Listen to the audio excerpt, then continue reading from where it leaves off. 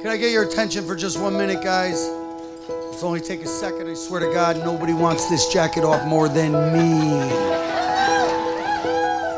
With that being said, I want to thank everybody for sharing our day today because, as many of you may know, having sibs, that this is one of the most important days of our lives as a dad and family. And I couldn't have said it any better than the gal that led the whole program today.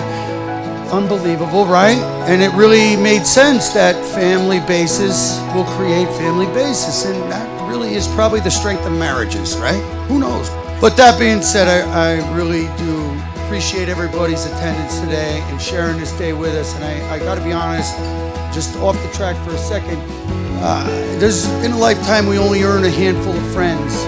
And even my friends I consider family. So if you're here because of me and you are my friend, I consider you my family as well. And I welcome the Marescas to the Pizzuto side of the family. As you could tell, we certainly know how to do it. And on that point, I'd like to take this opportunity for the first time in public to actually introduce my daughter and her new husband, Mr. and Mrs. Joe Maresca.